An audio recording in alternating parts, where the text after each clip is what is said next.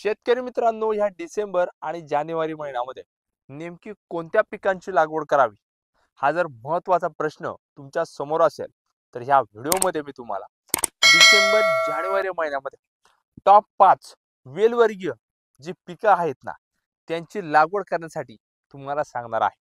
मग ही पिकं आहेत तरी कोणती, ह्या पिकांची लागवड कशा पद्धतीने करायची, ह्या पिकांचं नियोजन कशा पद्धतीने करायचे याची संपूर्ण माहिती तुमच्या समोर आज मी घेऊन आलेलो आहे।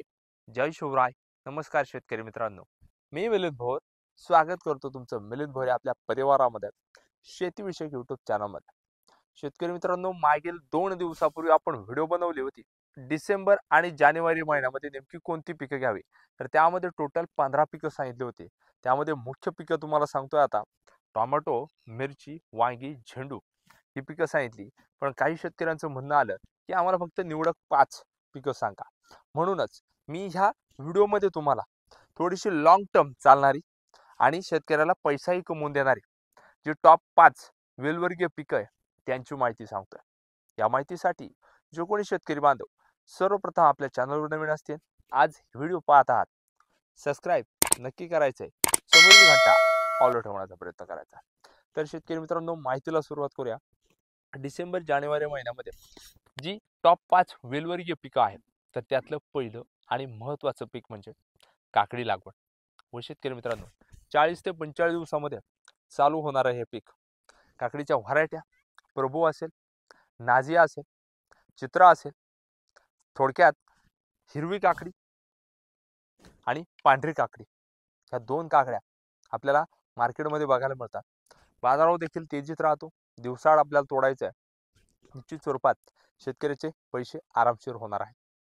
त्याच्यानंतर शेतकरी मित्रांनो, या डिसेंबर जानेवारी महिन्यामध्ये नेमकी कोणतं पीक घ्यावं जे वेलवर्गीय असेल, तर दुसरं महत्त्वाचं पीक तुम्हाला सांगतोय तर ते म्हणजे आपल्याला पावटा लागवड करायची। व शेतकरी मित्रांनो, पावटा लागवड हे देखील वेलवर्गीयच पीक आहे, पण हे बैठी पीक आलं। आता पावटा लागवड कर तेवढी व्हरायटी मी एकच व्हरायटी तुम्हाला सांगाल तर ती म्हणजे सरपंच सीडची सरपंच, नाव ऐकून असाल सरपंच पावटा। तर ह्या पावट्याची आपण लागवड करू शकतो। 70 ते 80 दिवसामध्ये चालू होणार आहे हे पीक आणि याचा बाजारभाव थोडक्यात सांगतो 50 रुपये किलो पासून 100 रुपये किलो पर्यंत बाजारभाव आरामशीर राहणार आहे। त्यामुळे तुम्ही डिसेंबर जानेवारी महिन्यामध्ये पावटा या पिकाची लागवड करणं तितकेच महत्त्वाचे ठरते। त्याच्यानंतर शेतकरी मित्रांनो, ह्या डिसेंबर जानेवारी महिन्यामध्ये नेमकी कोणतं पीक घ्यावं, तर पुढचं वेलवर्गीय महत्त्वाचं तिसरं पीक म्हणजे घेवडा लागवड। हो शेतकरी मित्रांनो, आपण घेवडा लागवड करतेवेळी 2 प्रकारे घेवडा याची लागवड केली जाते। पहिला तारकाठी मांडव असणारा आणि दुसरा म्हणजे बैठी घेवडा। आता याच्या व्हरायट्या सांगायच्या झालं तुम्हाला, अंकुरचा असेल हा घेवडा आहे, याची आपण लागवड करू शकतो। मिनिमम 60 ते 70 दिवसामध्ये चालू होणारे हे पीक जवळपास 15 ते 20 तोड्या होतात। बैठी करत असाल बैठी करा, वेलवर्गीय तारकाठी मांडव करत असाल याच्यावर देखील करा। बियाण्याची निवड योग्य पद्धतीने करा आणि निश्चित स्वरूपात शेतकऱ्याला 4 पैसे गवळणा पात्रात त्या वेलवर्गीय घेवडा पिकातून आरामशीर बघायला मिळणार आहे। त्याच्यानंतर शेतकरी मित्रांनो, ह्या डिसेंबर जानेवारी महिन्यामध्ये नेमकी कोणतं चौथं पुढचं वेलवर्गीय पीक असेल, तर हे पीक तुम्हाला सांगतोय तर हे आहे फरशी म्हणजेच चायना फरशी।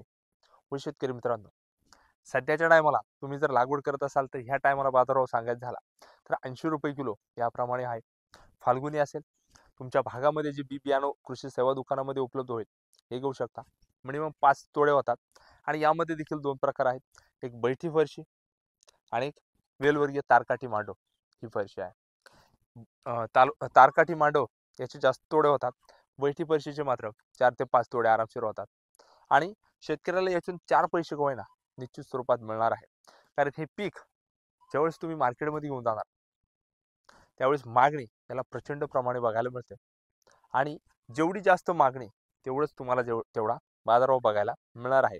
किती आवक झाली तरी ह्या फरशीला रेट हा कमी होत नाही। निश्चित स्वरूपात तुम्ही या डिसेंबर जानेवारी महिन्यामध्ये या पिकाची लागवड करू शकता आणि मालामाल होऊ शकता। त्याच्यानंतर शेतकरी मित्रांनो, या डिसेंबर जानेवारी महिन्यामध्ये नेमकी कोणतं पुढचं महत्त्वाचं वेलवर्गीय पीक करावं, तर ते पीक सांगतोय तुम्हाला वालवड लागवड. घरगुती बियाणं जिथे उपलब्ध होईल हे घ्या. जवळील कृषी सेवा दुकानामध्ये जे बी बियाणं उपलब्ध होईल हे घेऊ शकता. 70 ते 80 दिवसामध्ये चालू होणार पीक. तारकाठी मांडव कंपल्सरी करायचे. लागवड आपल्याला मिनिमम 2 बेडमधील अंतर 6 ते 8 फूट याप्रमाणे ठेवायचे. 2 रोपांमधील अंतर 1.5 ते 2 फूट याप्रमाणे ठेवणं गरजेचं आहे. ज्यावेळेस हा वेलीवर जाईल ना त्यावेळेस आपल्याला जे शेंडे तर हे खोडून घ्यायचे. त्याच्यानंतर बार धरायला सुरुवात करायची. बाजारभाव 80 ते 90 रुपये आणि 100 रुपये किलो प्रमाणे बाजारभाव तुम्हाला 100% बघायला मिळणार आहे. त्यामुळे ह्या देखील पिकाची लागवड करा आणि माला मागवा. त्याच्यानंतर शेतकरी मित्रांनो, या डिसेंबर जानेवारी महिन्यामध्ये नेमकी कोणतं पुढचं वेलवर्गीय पीक आहे तर हे घ्यावं, तर मी तुम्हाला सांगेल दोडका पीक. व शेतकरी मित्रांनो, या डिसेंबर जानेवारी महिन्यामध्ये जर तुम्ही दोडका या पिकाची लागवड करत असाल, निश्चित स्वरूपात तुम्हाला बाजारभाव मिळणार आहे मिनिमम 20 रुपये ते 50 रुपये आणि फार फार तर 80 रुपये किलो याप्रमाणे दोडक्याला मागणी असते आणि बाजारभाव देखील तेवढ्याच पद्धतीने मिळत असतो. त्यामुळं ह्या पिकाची तुम्ही लागवड करणं तितकेच महत्त्वाचे ठरणार आहे. त्यामुळे शेतकरी मित्रांनो, डिसेंबर जानेवारी महिन्यामध्ये नेमकी कोणत्या पिकांची लागवड करावी तर मागील 2 दिवसापूर्वी आपण व्हिडिओ बनवली, ती तुम्ही अवश्य पाहू शकता. आणि आजची ही व्हिडिओ ही देखील तुम्ही शेवटपर्यंत पाहिली त्याबद्दल धन्यवाद. पण लक्षात घ्या, या पिकांची लागवड करतेवेळी कशा पद्धतीने नियोजन करावं तर आपल्याला तारकाठी मांडव काही पिकांना आणि कंपल्सरी आपण जर मल्चिंग पेपर ड्रिपचा वापर करत असाल निश्चित स्वरूपात तुम्हाला फायदा होईल. 2 बेडमधील अंतर मिनिमम आपल्याला 4.5 फूट पिकानुसार सांगतोय 4.5 फूट, 5 फूट, 6 फूट, 8 फूट अशा पद्धतीने ठेवणं गरजेचं आहे. त्याचं कारणही तुम्हाला सांगतो. जेवढा बेड मोठा, जेवढं 2 रोपांमधील अंतर जास्त, तेवढाच फुटवा जास्त प्रमाणे होतो आणि परिणामी उत्पादन आपल्याला भरघोस बघायला मिळतं. आणि विशेष म्हणजे प्लॉटमध्ये जर का एकदा हवा खेळती राहिली निश्चित स्वरूपात तुम्हाला फायदा झालेला दिसणार. आणि सर्वात महत्त्वाचं म्हणजे ही पिकं करत असताना बेडवर करा, पाटपाण्यावर करा, सरीव करा, कशीही करा, पण जे सेंद्रिय खत आपलं कुजलेलं शेणखत वापरायला अजिबात विसरायचं नाही. मग तुम्ही हीच व्हिडिओ पाहताय हेच पीक करायचं म्हणून नाही, तर प्रत्येक कोणताही शेतकरी असेल, कोणतेही पीक लागवड करत असेल, पेरणी करत असेल, कुजलेलं शेणखत हे अवश्य वापरायचे. हे वापरल्यामुळं तुमचा इतर खतांचा खर्च कमी होणार आहे आणि तुमचं पीक भरघोस असं उत्पादन मिळणार आहे. विशेष म्हणजे तुम्हाला मल्चिंग आणि ड्रिप सांगितलेलं आहे. यामधून आपण वॉटर सोल्युबल खतं असतील ही सोडू शकतो आणि कमी कालावधीमध्ये ही खतं सोडून झाल्यानंतर संपूर्ण पिकांनाच ही लागू पडणार आहे. म्हणून आपल्याला मल्चिंगचा वापर करायचा आहे.